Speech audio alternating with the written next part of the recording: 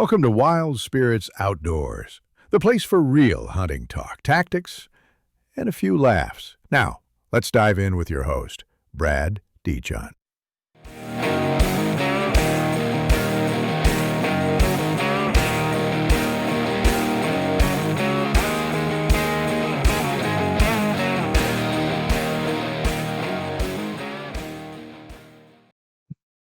Hey guys and gals, welcome back to Wild Spirits Outdoors. If you're listening on the day of the drop, today is, it's October 1st. I'm fired up. I can't even go hunting. I'm like, it's like Christmas Eve to me right now. I'm so excited. Excited to hear from everybody, excited to see how it goes. No BS. It's not ideal temperature wise. But Midwestern people, we're kind of used to this. This time of year, we could have a deep freeze, or it could be like it's going to be, mid 70s. So it is what it is. I guess if you're going to be going out, have a plan in place as far as what you're going to do with your deer if you do get one. And don't wait until the last minute or after you shoot one to try to figure out what you're going to do with it. It's going to be warm, and that meat's going to spoil quick. So make sure you have a cooler or a garage refrigerator or a freezer or something that you can use to get that meat cooled down. I typically like to let my deer hang for a couple of days. Not this time of year, not with these kinds of temps. As soon as I get that thing on the ground, I'm getting it field dressed, and I'm getting it skinned as quickly as possible. And I'm going to get it quartered up so that I can get it on ice and keep it cool. If you're going to do it yourself, you don't have a ton of time. You're going to have to get this thing prepped relatively quickly, unless you do have that ability, like a walk-in cooler or something that you can put it in to keep things cooled down. And there ain't no shame in taking it to a processor, guys. It's not terribly expensive, and, they've got the means to keep that meat cooled down. So just make sure you have a plan before you go out and shoot one, and then you try to figure out what to do with it after the fact. So, like I said, I'm super excited. This is my favorite time of the year. The whole purpose of today's episode is going to be, it's basically going to be it. Well, it's going to be 20 questions. I've got 20 questions here. I haven't even read the questions yet. I'm just going to go through them, and I'm going to answer them based on my own personal opinions and, my strategy if I was going out tomorrow and what I would be doing. I think it'll be a fun little interaction, considering that it's just me again. But I just want to give you guys my takes on what I would be doing if I was going out tomorrow. I know a lot of guys will say, it's too warm. And I agree. It's warm. I mean, 75 is not ideal hunting weather, but tomorrow morning is going to be cool. It's going to be upper 50s. A lot of people will say, well, I'm not going to hunt the mornings, early season. And I disagree. That's just me. I'm not going to go hunt my cherry spots in the mornings. I'm not going to hunt my cherry spots, period, when it's 75 degrees up. What I'm going to do this time of year is I'm probably going to go hit some public land. I'm probably going to hit a spot I've never been to, and I'm going to try to go in. Opening day's Wednesday, so I'll go in Wednesday. I'll try to get some intel. I might not be able to get out again Thursday, maybe Friday evening, but then I've got Saturday, Sunday to go. So today, being Wednesday opening day, if I was to be able to go hunting, I typically take opening day off from work. To me, it's like a holiday for me, much more so than the opening day of gun season. I know that's kind of a tradition for everybody. The school here in my local town has that day off. It's Deer Day, November 15th, but October 1st is like that holiday for me. So if I could hunt, I would likely have taken the day off, and I would probably hunt all day. I know that probably seems weird to a lot of people considering what the temperature is going to be, but I love to hunt. And when I try to back up and put it into perspective, we've got October, November, December. That's basically it. I mean, there's late season stuff, but, honestly, by the time January 1st rolls around, typically I'm already tagged out. And even if I'm not, that late in the season, it's super cold. It's really hard to get your mind into it and really go out and get after something. So I kind of look at hunting season as I've got the month of October, the month of November, and the month of December. So basically I have 90 days. There are 365 days in a year. I only get to hunt 90 of those. So I'm going to take full advantage of every opportunity I have to go out and hunt. In the early season like this, unless I've really got good prime key intel and I'm confident that I'm going to be able to go in and make things work, I'm not going to go, I'm not diving in to any cherry spots by any means, but I would definitely love to go in and hit some, even if it's public land I've been to before. I still want to go in there and just see what can happen. Kind of look at this first week as an opportunity to go into an intel hunt, opening day. Maybe I run into something, but it can also help me create a strategy for the upcoming weekend. So today's episode is going to be, like I said, it's going to be just that. I'm going to go through 20 random questions that I have here. I haven't read the questions, but they're just going to go through, what would I do given the scenario we're in with the temperatures we're going to be dealing with. So I've got these questions on my phone here. I don't have show notes. So I'm just going to go through the questions real quick. Before I do so, I just want to check one thing because it's going to have an effect on my answers. I just want to double check and see what we're looking at for a wind tomorrow. So just so everybody's aware, here where I'm at in Western Michigan, tomorrow it's going to be mostly cloudy with a high of around 75 and east winds 5 to 10 miles an hour. So kind of an unusual wind. So yeah, this is based on that information, 75 degrees, east wind, mostly cloudy, very low humidity. Sunrise is at 7:41 a.m. and sunset is at 7:23 p.m. So based upon that information right there, that's how I'm going to go about answering these questions. Real quick, before we get into the questions, just a couple of things to go through. Hunting season's here. Again, it's going to be tough getting guests lined up. I'm still working on lining schedules up. I've got some things in the works. Please continue to bear with me.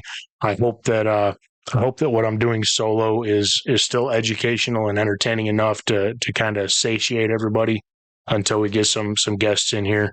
But besides that, still working on the merchandise. I did get an update from the person that's working on some of the designs that I should have something back from them soon. I have not had a chance to take the design for the logo itself and actually do anything with it yet. But again, that stuff's coming. The social media subscribers and followers, guys, it means so much to me. Every day I wake up to a couple new followers, and I really appreciate that and I enjoy it. So please, if you have any questions, shoot me a message. I actually had a conversation with a young man on the east side of the state. Well, not on the east side. He's kind of in the middle, but over to the eastern side of the middle of the state of Michigan.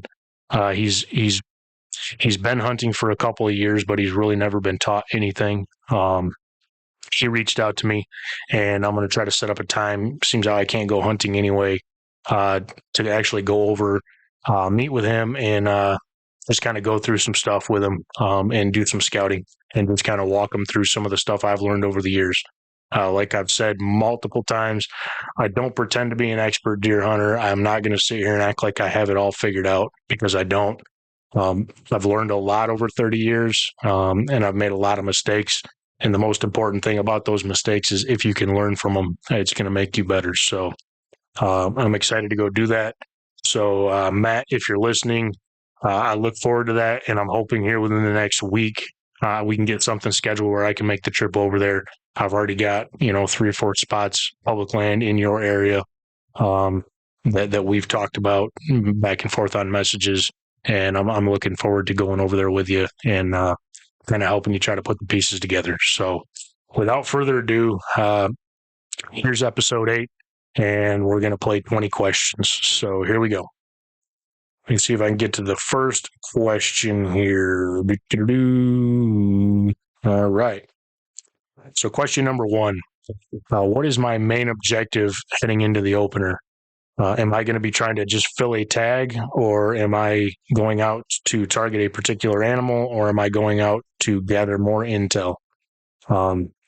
It's kind of a mix of all three. Now, because I'm going into public land, and I'm probably going to go in fairly deep, I'm not going to be hunting just a couple 100 yards off the road. I'm probably going to go in fairly deep. I'll be perfectly honest with you. I'm not going to go 3/4 of a mile deep onto public when it's this warm out to shoot a doe. I can do that in much easier places to get her out, especially with these kinds of temperatures. So I'm definitely not going out just to fill a tag. I'm certainly not going out to capture any kind of intel as far as I just completely screwed that up. I'm not going out to target any particular animal because I'm going out onto public land that I have, no cameras or no data or history with as far as what's actually going on out there this year. If I was going hunting tomorrow, it would be a combination of going in, reading the sign on the way in, finding the spot, and then targeting a buck that would be something I'd be excited about. Something that I would be comparable to what's on the walls here behind me. So the short answer to the question, my main objective is primarily intel. If I get lucky and I happen to get myself into the right spot and, a good one comes by, I'm definitely not going to pass on that opportunity. But I'm just trying to put the pieces together so that over the next, let's say, 10 to 14 days, based on the intel I can gather today and then like Friday night, Saturday, Sunday, I'm just going to keep trying to put the puzzle together. And then I kind of have that spot figured out. Then what I'm going to intend to do is I'm going to probably give that a break, and I'm going to wait until the conditions line up to what I think would be good for that. And then I'm going to go back in there and try to make something happen. So that's my answer to question number one. With the warm weather, this is question two. With the warm weather and the dry conditions here in West Michigan, am I planning on a morning sit, an evening sit, or both? Like I said in the intro, I typically take opening day off because I'm just that excited about it. It's finally here. I'm probably going to do, I don't want to say I'm going to do an all day sit because that's not likely going to happen unless I just happen to get into a perfect spot and the deer activity just continues. But, with these temperatures, the deer are likely going to get back into bed. I don't think they're going to get back into bed super early. In fact, in my personal experience, in my opinion, they're likely to get back into bed maybe a little bit later in the morning when these temperatures are as warm as they're going to be. Because in that initial part of the morning, it's still fairly cool out. So there's a lot of acorns dropping. So I would anticipate seeing deer still feeding pretty late into the morning, maybe into that 10, 11 o'clock in the morning. And then that temperature's, when that sun gets overhead, that temperature is going to climb relatively quickly. And then it's going to stay quite warm until, we get really close to sunset. So I'm going to aerial scout it and I'm going to pick where I want to get to. And I'm going to look at my aerial maps and I'm going to make a determination on where I think the deer are feeding at, whether it's, on public land, it's likely going to be on acorns. So I'm gonna try to determine what looks to be the most concentrated area of acorns or oak trees anyway. And then I'm going to see if there's any water nearby. So I'm going to look for acorns and I'm going to look for some sort of a water source because it has been quite dry. So if there's a creek or there looks to be a pond or some sort of water feature on this public, I'm going to try to get myself positioned, however this wind works, where I can get myself positioned between the acorns and that water. And I'm going to sit there probably until about noon. And then, as that day progresses, I'm probably going to start looking at my aerial maps again, even while I'm in stand, and start looking at, okay, do I want to stay here and hunt this for the evening hunt, or based on the type of terrain I'm in, or the thermal's going to play into the afternoon hunt, and I'm gonna make micro adjustments. I might even come back out to the truck, run to the gas station or something, grab a bite to eat, sit in the AC for a little bit, look at my maps, and then go back out. But I'm gonna hunt pretty much all day. I might not be in the stand all day, but my intentions are going to be I'm either in the stand hunting, I'm making micro adjustments for my evening sit, or I might bail, go grab a bite to eat, sit in the AC, pour over my maps, and a lot of what happens in the morning is going to make my determination on if I'm going back in there in the evening, making a tweak. Maybe I'm going back in and sit in the exact same spot, or maybe I feel I gotta move. So that's essentially how my approach is going to be to the day, and how I'm going to hunt it as far as all day. Excuse me. Let me grab a drink here, and again, I'm drinking a nooner. Deal with it.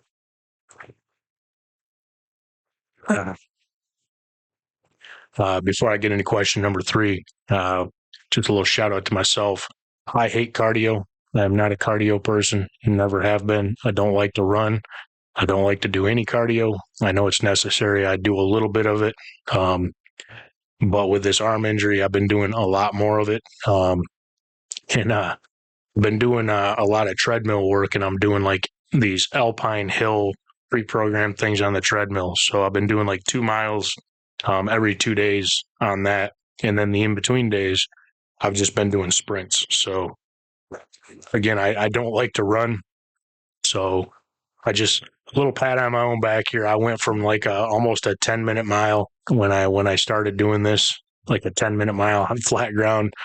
Today I ran a 7:30. So I think it's a combination of getting the cardio going, getting my breathing down, helping get the heart rate kind of got it going super crazy, because I'm not used to doing cardio. I've kind of got it leveled out, and I definitely think that the fact that I have not been taking in any beer or any bourbon also helps that fact as well. So yeah, that's the reason for the nooners.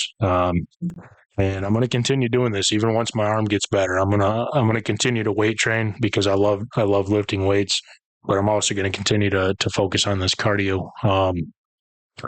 Hoping next year to be doing an elk hunt. I think I talked about it a couple episodes ago. But my brother-in-law and I have we were originally looking at going to Idaho next year to do an elk hunt. But we talked to some people. We talked to a guy who guides out in Wyoming, and he encouraged us to look at going into Wyoming. So we put in our points for Wyoming. Very, very slim likelihood that we'll be able to draw next year. So we're probably looking at a 2027 Wyoming elk hunt, but there will definitely be something out west next year. So I don't know if it's going to be antelope. I don't know if it's going to be mule deer or what it's going to be, but I don't want to be sucking wind. I'm already going to be sucking enough wind just dealing with the elevation, but I'm going to continue the cardio. So I just wanted to throw that out there while we're talking. So next question is, because it's going to be warm, because it's early in the season, how early am I getting in, and what's my plan if my first choice spot either has people already in it or does not look the way I want it to look? So it's kind of a 2-part question.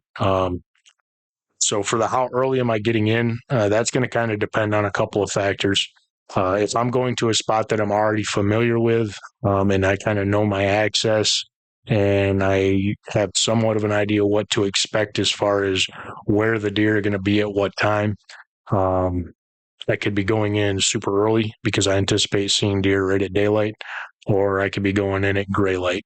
If I'm going into a spot that I've never been into, I'm probably going in super early. Let's say it takes me, I'm just going to, make something up here, but let's say, because it's going to be fairly warm, and let's say the walk-in is going to take me 45 minutes to an hour just to get to where I want to set up. That would mean in order to be in, 20 minutes before legal shooting light, I would need to leave, significantly earlier than that to allow for that 1 hour walk in. I personally like to be in well before 20 minutes before shooting light. But again, it's going to depend. If I have to walk through certain areas where I think I could have a risk of bumping deer, I may wait. But this time of year, this early in the season, these deer aren't moving. We've talked about this in the past as well. It's not like they're moving super long distances. They're going to be bedding. I got trail cam pictures on my home property right now where I've got deer bedding in the acorns the majority of the day. They just get up once in a while. They'll walk around. They'll graze some acorns. They might walk out to the food plot, nibble around. They come right back into the acorns. They bed down. Or they might walk down to the swamp. My creek's pretty well dried out, but there's still some standing water in the swamp. So, these deer are moving like 300 yards for the majority of the day. So that's going to make it a little more difficult.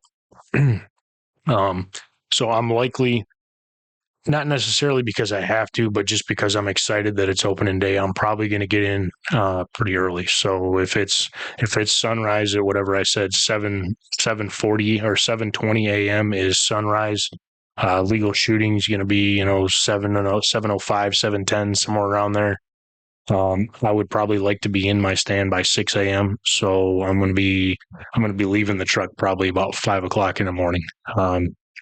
Again, that's not a necessity. That's just, I want to get out there. I'm excited. Season's here. So I'm probably going in early, and I'm likely sitting until around 11 o'clock in the morning.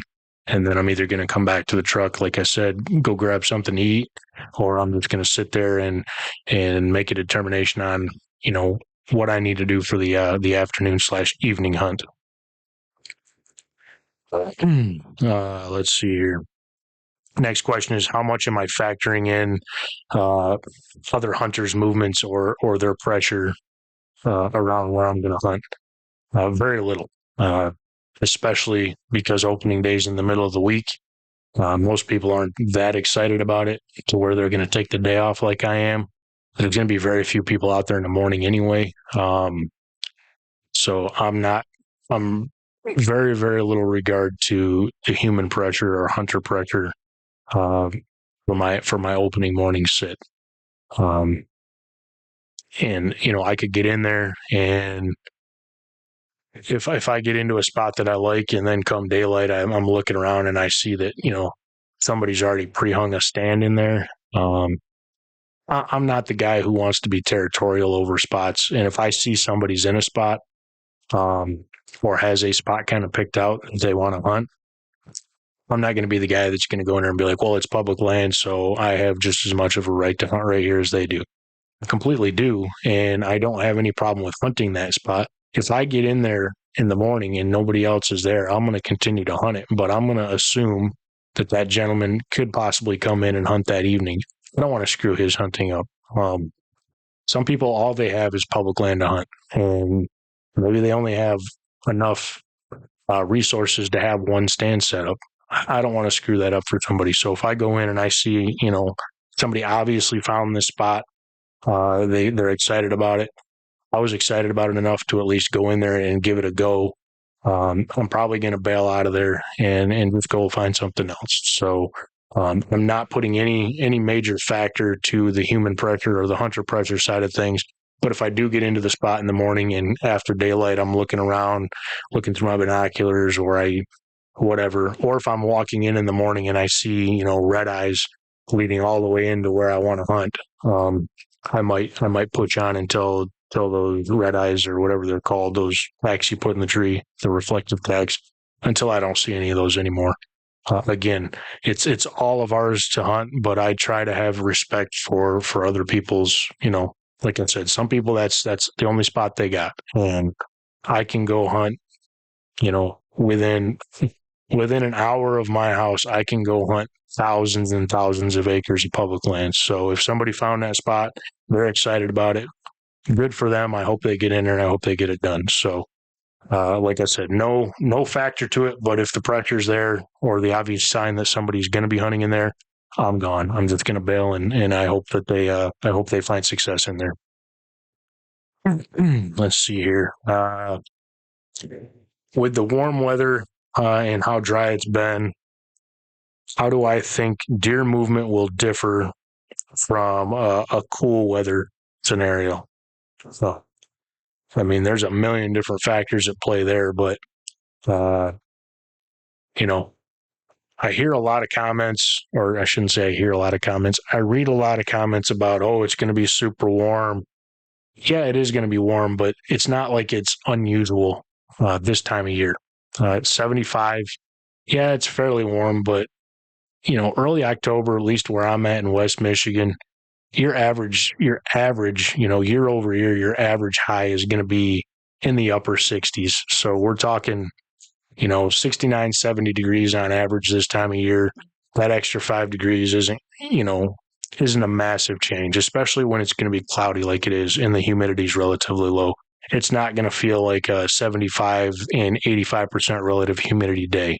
It's going to be warm. It's going to be cool in the mornings. It's going to cool off relatively quickly after that sun crests.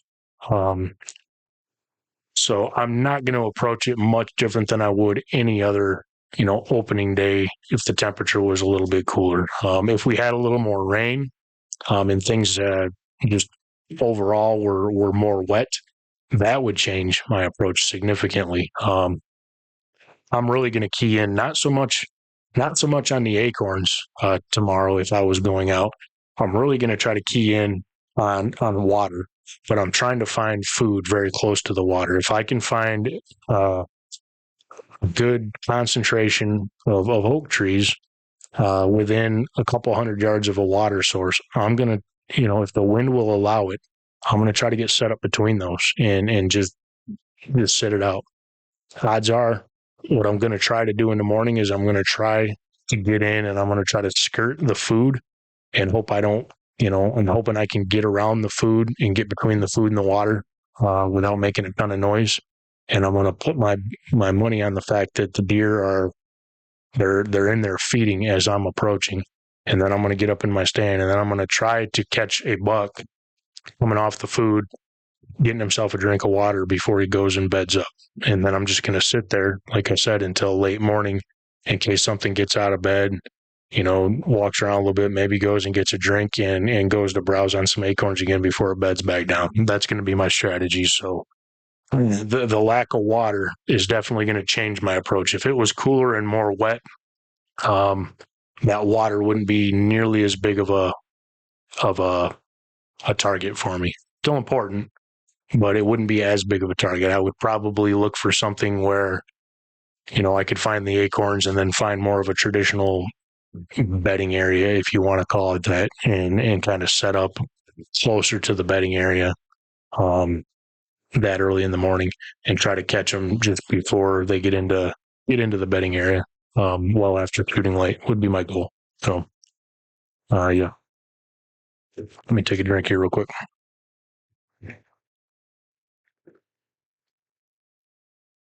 Yeah, so the next question, I mean, we just answered it, so I'm not going to spend a ton of time on it. But the question is, are water sources part of my plan for the opener? And I already answered that. 100% they are.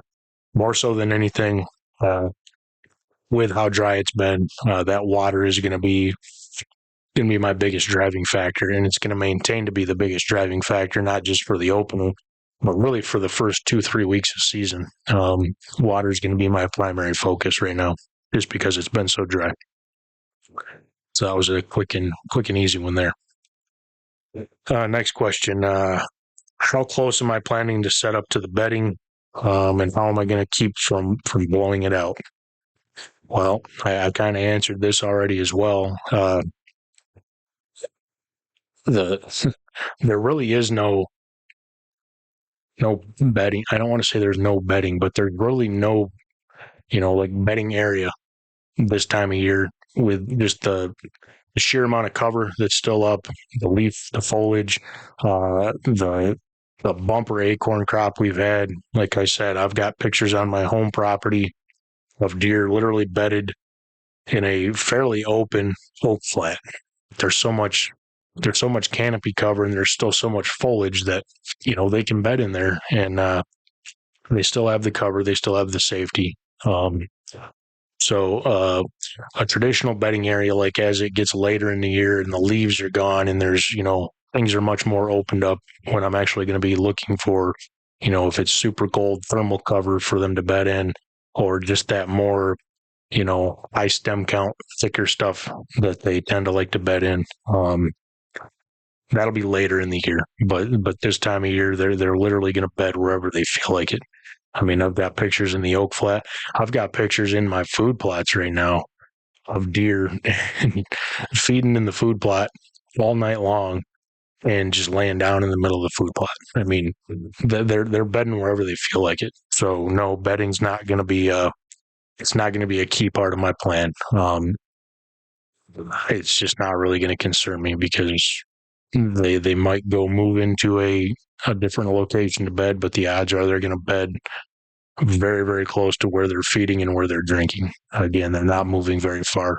They're trying to conserve energy. They're trying to stay cool, and they're trying to pack on, they're trying to pack on the calories. They want to pack on that fat because winter is coming. So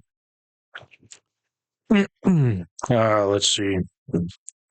What's my plan for scent and the wind in warm weather like this?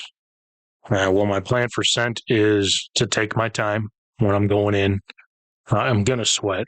It's just a matter of how it's going to be. If I was going tomorrow, I would take a shower in the morning, a scent-free shower. I would wear a very, very light base layer going in. Like I would probably pack my, with the temperatures going to be what they are tomorrow, I would probably wear just a super thin base layer. And I would pack my, like I've got those mesh breathable, to like the leafy camo. Excuse me. No insulation. It's literally mesh, breathable. It's very lightweight. It rolls up into like just a tiny little ball, like the size of the size of a football. I would pack that into my my saddle backpack, and I would just wear my base layers in. I might not even wear my top base layer. I might just wear a tank top or a t-shirt and take my time walking in. I'm going to sweat, but I'm going to try to not sweat as much as possible. I'm going to carry in some scent-free field wipes so that once I do get to where I'm going, before I start setting anything up or touching a bunch of stuff, I can wipe my hands down, wipe my face down, and I'm just going to play the wind. I'm not going to be anywhere around me. There's not tremendous terrain to worry about. So, the thermals are going to be pretty consistent. There's not going to be a lot of movement to them. I'm not going to have to worry too much about that. 5 to 10 on the wind. If it maintains that and it actually stays true, and I will validate that tomorrow morning if I was going out, see what the wind's actually doing. I'd be tossing milkweed on my way in, and then working my way into where I want to go based on what that milkweed is doing. But, if the wind plays out to be 5 to 10, I'm just going to get myself set up to where I wouldn't say it's going to be a safe wind, but I'm not really going to be looking to try to cut a wind because I'm not necessarily hunting unless I have a small water source. Like if I've got maybe it's a dried up creek and it's got one deep spot and that deep spot's holding water, that I might try to cut the wind on, or if there's a super small pond. But if I'm going in and I'm hunting a slow flowing creek, I'm just going to try to, the best I can as I get in there, get myself as close to between the oaks and that as I can, and play a fairly safe wind. So that's how I'm going to approach that. I'm going to try to get the wind in my favor. It's not going to be a super cut wind or anything like that. It's going to be a fairly safe wind because, again, I'm going out to hunt because I love to hunt. I'm not really expecting to kill anything, but I do want to collect intel. So that's going to be my goal. Because if I don't get it done tomorrow, I don't want to blow that spot out. If I get in there and it looks really, really good, I want to collect intel and maybe try again Friday night or Saturday, Sunday, and then, continue to play that for the next couple weeks, because I'm really going to hunt the first couple weeks of season the same as I'm hunting the opening day. Let's see here. On public land, would I rather on a preset stand or mobile? This is going to be another short answer. I don't hunt preset stands on public land. The only preset stands I hunt are on my home property, or if somebody invites me to go hunt their private property, and they say, I don't want new stands set up, so here's the stands you can hunt from. I'm going to hunt their preset stands, but on public, I'm mobile, 100% mobile. I might get up in a tree. Well, I'm likely to get up in a tree, but again, I'm probably not getting very high because we have so much foliage. I need to be able to see to make a shot. So I'm likely going to be in that 10 to 12 foot high range, unless I find a spot where I feel I can get tucked into some deadfall or something right on the ground. I'm definitely not opposed to that either. So I'm definitely going to be mobile. There will be no preset stands for me in public. Am I trimming shooting lanes or relying on openings? I don't trim shooting lanes on public, so it's going to be relying on natural openings. And again, I'm not looking to get 20, 25 feet up in a tree because I'm not going to be able to see anywhere to shoot. So I'm going to maintain. If I do go elevated, I'm going to be in my saddle. I might be 1, 2, maybe 3 sticks up. Definitely not going to be very high unless I get into a spot where I can it's just fairly open anyway, and I can actually get some elevation, but I wouldn't anticipate being any higher than 14 feet at the maximum, probably more in that 10-foot range. I'm going to stay low, or I'm going to stay right on the ground. So yeah, I'm not trimming any shooting lanes. I'm just going to hunt with whatever openings I have to work with. And that's something else I'm going to be looking at as the morning progresses and I can see much better. I'm going to start looking like, okay, did I get myself set up where I have some shooting lanes? It could be something as simple as I set up on this side of the tree, and from this side of the tree in the dark, it looked good. But now I'm looking around and it's like, man, I only have like 2 shooting lanes. But if I move my platform to this side of the tree, I just opened up, 8, 9 more shooting lanes just through the natural openings. So that's what I'm going to be looking at. And, hunting a saddle setup, you can move stuff. You can adjust your platform, and you can do it super quietly and super quickly. So another reason why I really love saddle hunting. I used to think it was funny. I used to call them tree diapers, and then I got into it, and that first year was a little rough, the learning curve, just becoming comfortable with it, trusting my equipment. It took a little bit of time, but once I got it kind of dialed in and, really optimized how I carried everything in, I don't ever see me going back to doing anything but using a saddle setup or ground hunting. What's my entry strategy on crunchy ground and leaves because of how dry it's been? I'm going to do the same thing that I typically do anyway. I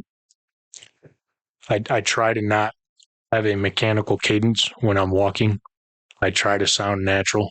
That sounds kind of goofy to say, but I don't just want to be crunch, crunch, crunch, crunch, crunch all the way into my stand. I'm usually like crunch, crunch, crunch, crunch, crunch.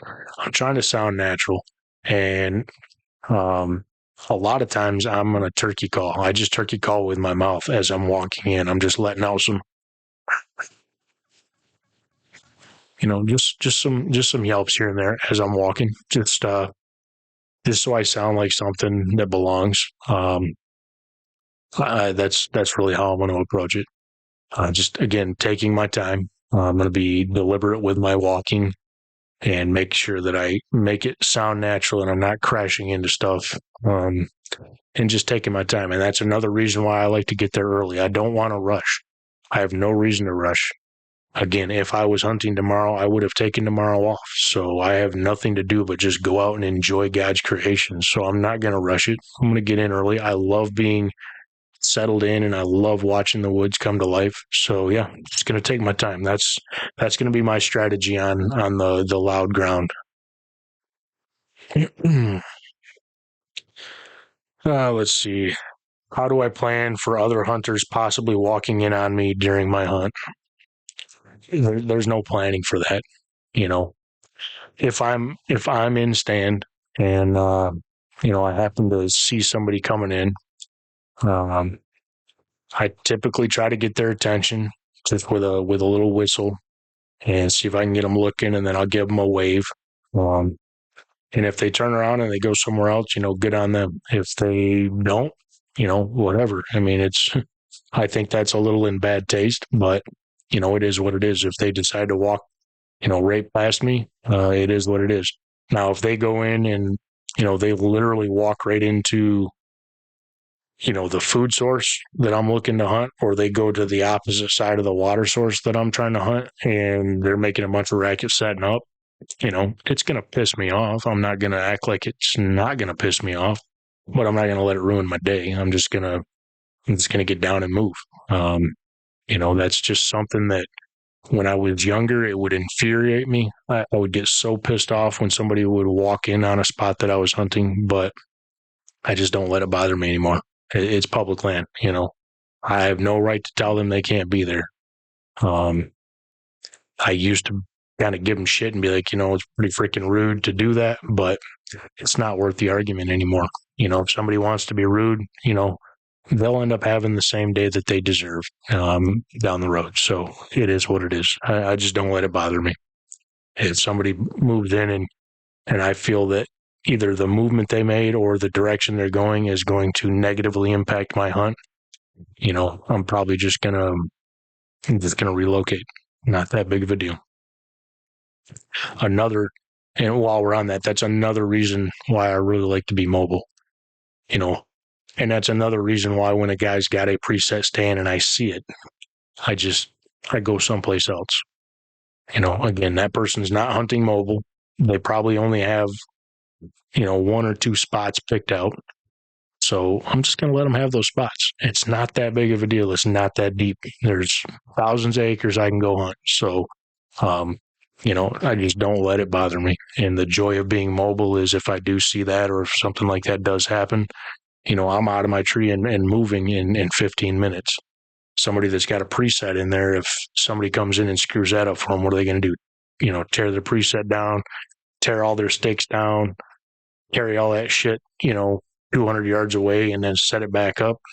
It's not going to work well for them. So I just don't let it bother me. And I try not to screw those spots up for somebody else. That could be a 17, 18-year-old kid who's just getting into hunting. I don't want to ruin that for him. It could be it could be somebody who, again, that's the only spot they have to hunt, or that's the only means they have is they could afford enough to put in one preset stand, or it's an older guy who just, he lives right around the corner. He lives on a little 1 acre lot, but he likes to hunt. So this is the spot he goes to. I have no problem letting him have that. Again, there's a lot of places I can go. So not a big worry to me. Next question. What's my mind sweat? What's my mindset if the wind switches unexpectedly during my sit? Well, that can happen. As I'm sitting, I am looking, at the hourly forecast to see if things have changed, because things can change. If I do feel the wind switching, I got to make a determination on if that switch is, going to negatively impact my hunt. If it's an east wind and I'm anticipating the deer coming from the east and the wind switches to a north, is that really going to ruin my hunt? Is it going to blow my scent to the deer? Probably not. If it switches to a south wind, is it going to? No, but if it switches to a west wind and it's blowing directly into where I'm anticipating deer, feeding / bedding, then yeah, I might have to make a move. And it might be a simple move. It might be just, moving, if I'm hunting near a creek, say, maybe I move right up tight to the creek. So even though that wind is blowing my scent towards the deer, if I can get in tight to that creek and the water's moving fast enough, I can throw milkweed and see if the thermals are overpowering the wind and still pulling and taking my scent down the creek. Then maybe I hunt tighter to the creek, or maybe I got to get tighter to the creek and just shift 40 yards down from where I was at. So it's going to be a case by case situation, and it's just going to depend on which direction the wind switches to. If it starts to get really swirly in there, again, it's not that deep. It's a spot that I'm just going into to gather intel. So, if it's 4:00 in the afternoon and all of a sudden I'm feeling wind hitting me in the face, and then I'm feeling it hitting me in the back of the neck, then I'm feeling it hitting me on the side of the face, and I'm throwing milkweed and I'm just watching it and it's all swirly, it's not that deep. I'm probably not going to get down with only a couple hours left of daylight and try to figure it out. I'm just going to sit tight and see what happens. Completely different scenario if it was, October 24th or November 7th, then I'm going to make a move. But this time of year, I'm really just out there to enjoy it, and I'm not going to let things like that drive me insane. Let's see here.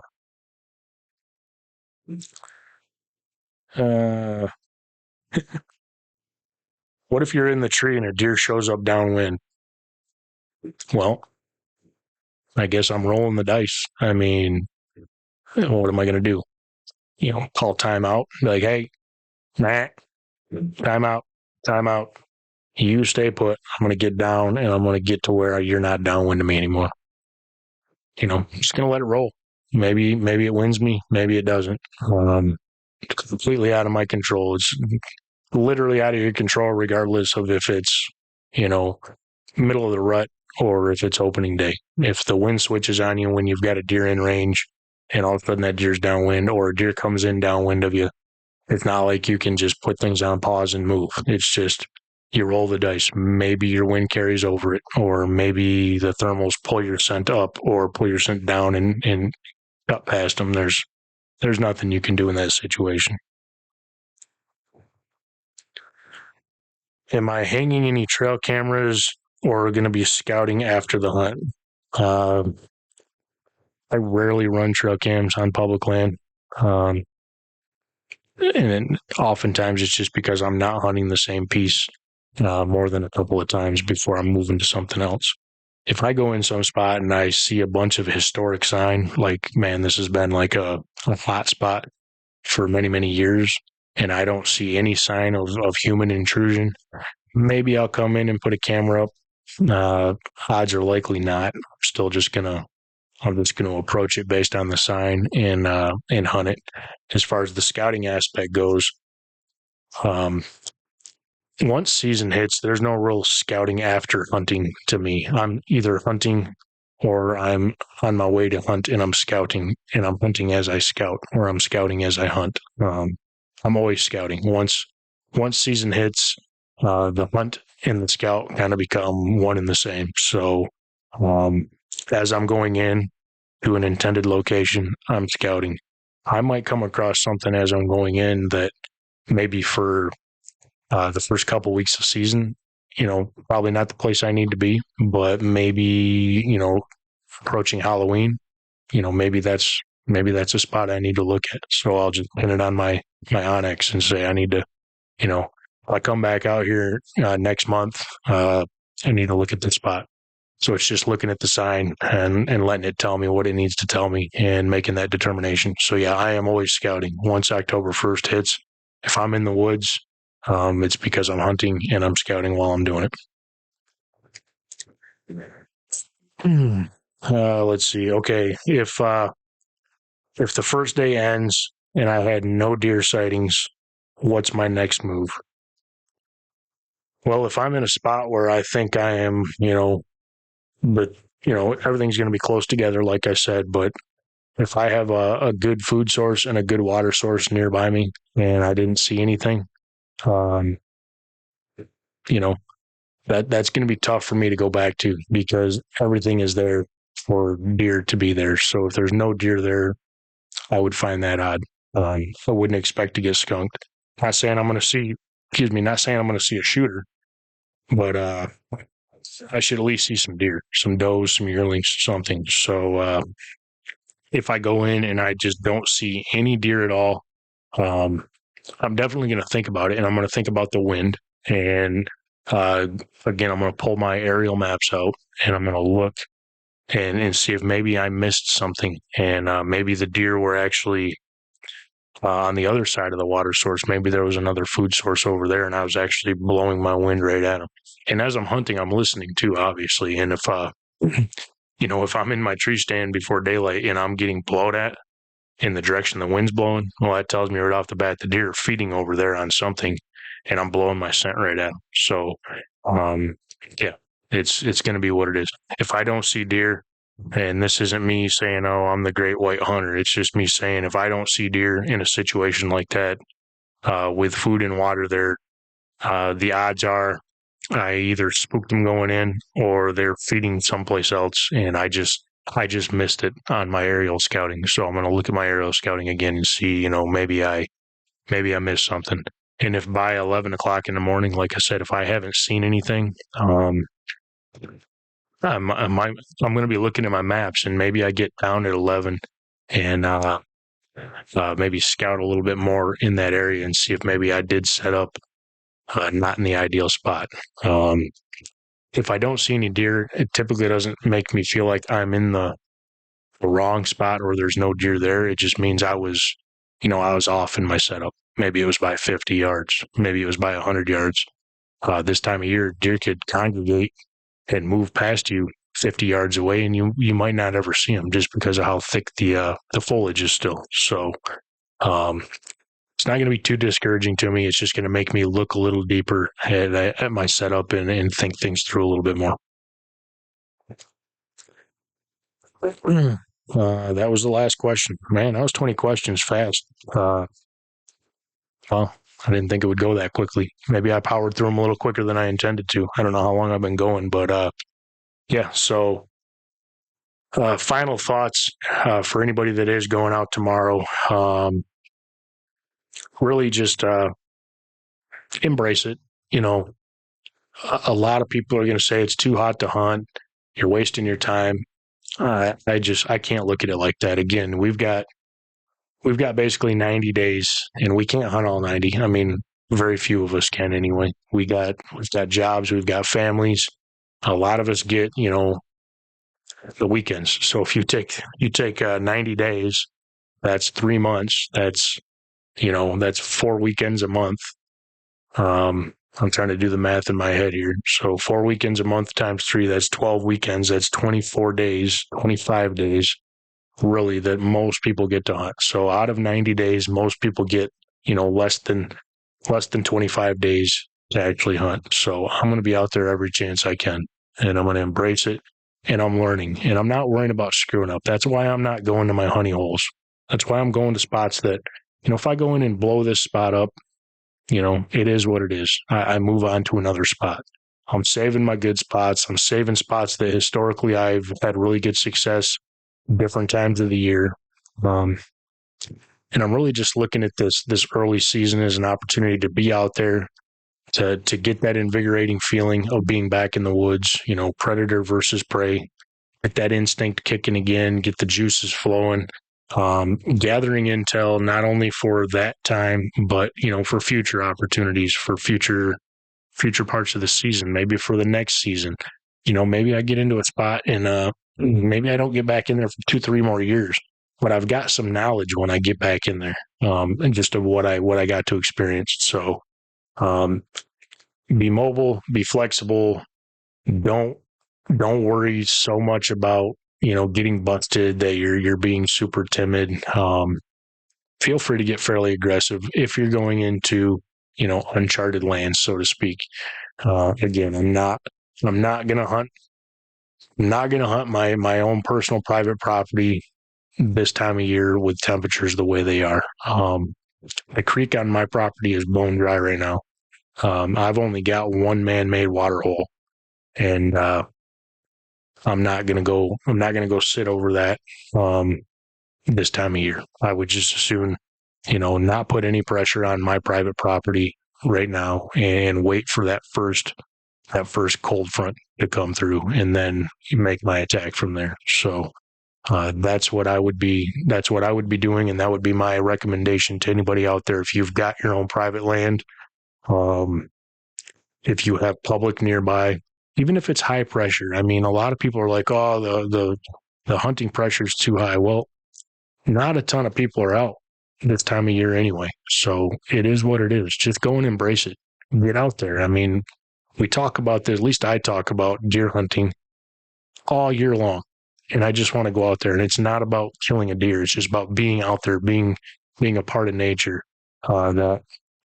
That thing that's ingrained in my DNA that just makes me want to be in the woods. That's what it's about for me. So that's kind of my final thought on that.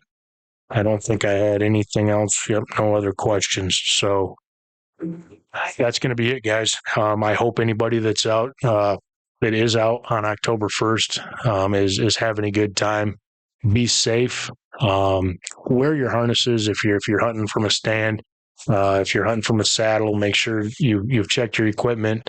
Just make sure everything's good. This should already have been done, well before season started. But be safe. Situational awareness. Know what's going on around you. And have a plan. If you do kill one, what are you going to do with it? Have a plan. We don't need deer sitting and rotting. Never take low odds shots, but really make sure that you have a high confidence that you're going to smoke whatever you're pulling back on, especially when the weather's this warm. We definitely don't want to go out in the morning and shoot one, liver shoot one, and or paunch shoot one and have to let it sit for 12, 14 hours in this heat. Don't want that at all. So high confidence in your shots. Have a game plan. If you're hunting a long ways from home, it doesn't hurt to pack a cooler with ice, leave it in the truck while you go out hunting. That way you got something to pack it in to get it back home. Make sure you know the processors that are around your area. Make sure you know that they're open, and make sure you have a reputable processor, and they're going to take good care of your meat. So that's kind of my spiel, guys. Really, truly, best of luck to everybody going out. I am going to be living vicariously through you tomorrow. Don't let the temperatures ruin your opportunity to go if you have a chance. I know not everybody's going to be as gung-ho as I am and is going to take the day off, but man, if you can get out after work, you don't have to. The beauty of it is, especially if you're going out onto some public land, is you don't have to worry so much about the scent control and what's going to happen, or am I going to blow deer up? Who cares? Just if you get out of work at 4:30, you've been sweating all day at work, come home, quick wipe down with some scent wipes, grab your stuff, and just go hit some public land and see what can happen. And even if you don't shoot anything, it's just remember why you're out there. And it's just going to invigorate and it's going to get you excited. So again, be safe. Good luck to everybody. I hope to see some stuff on social media, just, what's going on. I'm hoping to see some pictures from the stand. I love it when people post those, those first daylight pics of opening day. And, if you are out and maybe you listen to this on your way into work and you're going out that evening, tag me in a comment, send a pic, whatever. Just excited for you guys. So thanks again for tuning in. More info to come on the merchandise. Hopefully we got some guests coming soon. I hope I'm continuing to, put out some decent content for you guys. Again, just want to keep making it better. So I appreciate the follows. Continue to like, share, subscribe, all that good stuff. This is Wild Spirits Outdoors. Take care.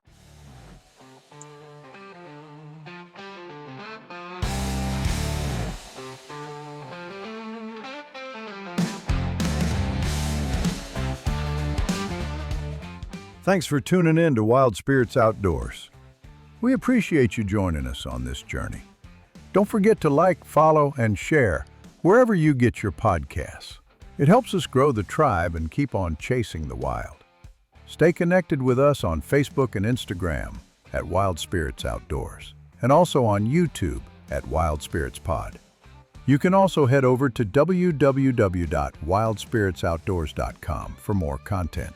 Until next time, chase the wild, feel the spirit,